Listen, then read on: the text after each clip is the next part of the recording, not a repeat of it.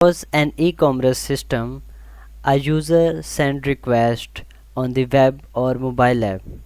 But what if on a night a user spikes from 1000 to 10 millions, and a lot of series of events happens in milliseconds? How our system will handle this, and what actually difference from a simple project to a production grade project? The answer is system design. So there are four pillars of system design: performance, scalability, reliability, and security.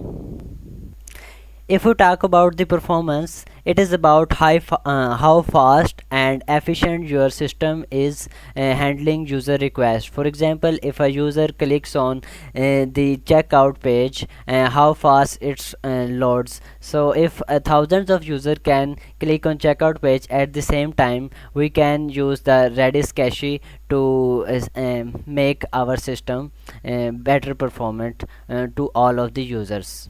The second is scalability. It is about how our system handles thousands and millions of requests at the same time without crashing at the mid level. For example, what if on Black Friday sale or Black Friday, our system spiked from 1000 to 10 million, and uh, our system crashes. If we use load balancers at our system, so that can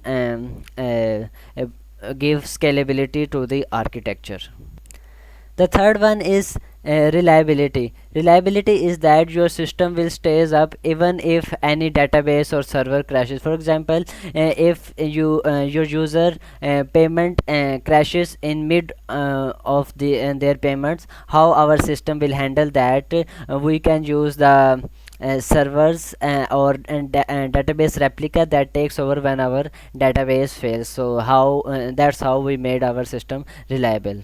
And the last one is security. For making our clients and users secure, we can use HTTPS approach and enforcing JWT infrastructure, so that our users have the security. So that's are the four pillars of system design. If you want to read the full article, I can also give it to in the comments. Looking forward to your responses. Thank you.